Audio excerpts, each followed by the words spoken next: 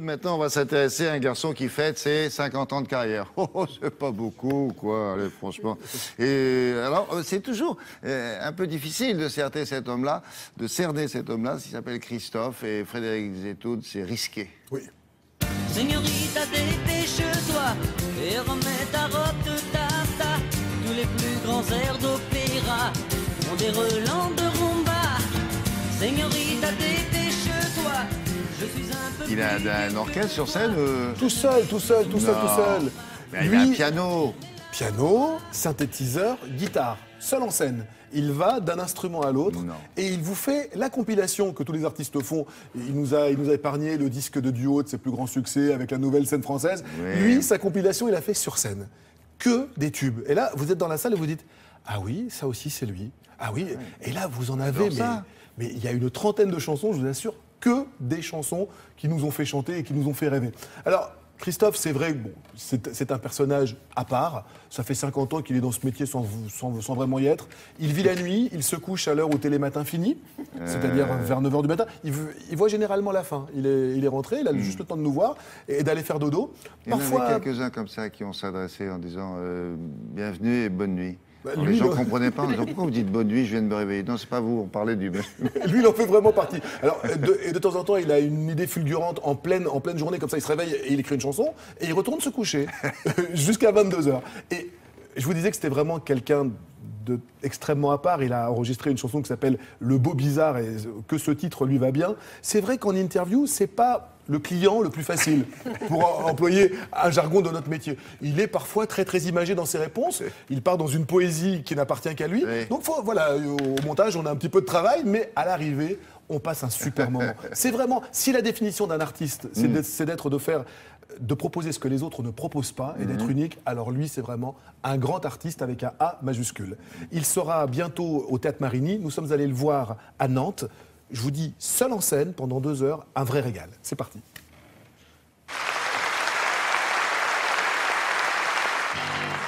Señorita, dépêche-toi.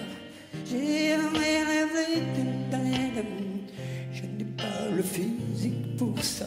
Alors danse. Christophe, il règne toujours autour de vous un climat de mystère, un climat d'étrange. Est-ce que c'est quelque chose que vous cultivez ? Moi, c'est vrai que j'aime bien me sentir parfois dans la peau d'un autre, dans un autre personnage. Mais je pense que c'est comme ça, quand on crée, je pense qu'il y a un moment, il y a un espèce de miroir comme ça qui renvoie une image différente. Si on s'aime pas, comment on crée pas. Moi, je construis des marionnettes avec de la ficelle et du papier. Moi, je me suis jamais considéré comme un chanteur. C'est d'abord le son qui m'a envoyé des images, et qui a projeté des mots, des dialogues, qui a fait des chansons, quoi. Je lui dirai les mots bleus, le mot qu'on dit avec les yeux, toutes les excuses que l'on donne sont comme les baisers que l'on vole. La nuit, c'est ma route, c'est ma vie, c'est mon luminaire.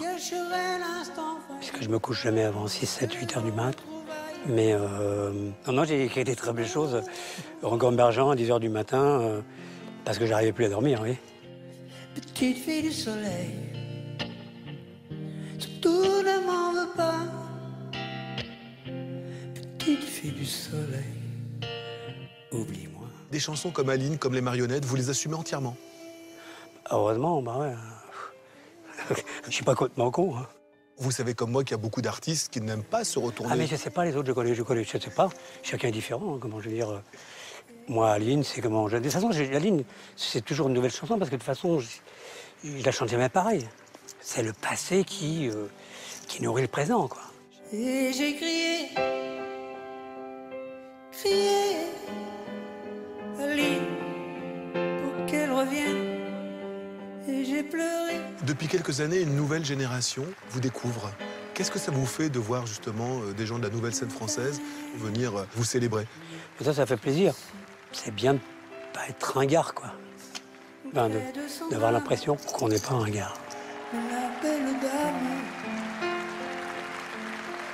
était enfuie. Et quand il se réveille, qu'est-ce qu'il fait? Il va jouer aux boules. Et au poker.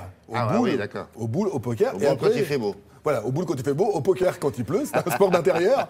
Et il sera donc au Théâtre Marigny, Oui. 28, 29, 30. Bien sûr, William, vous avez vos 2 places réservées au premier Oui, rang. au moins 2, hein, parce Minimum. qu'on est nombreux, répertoire Non, mais pareil. c'est vraiment un bon moment. C'est un Il artiste a à écrit part. toutes ses chansons?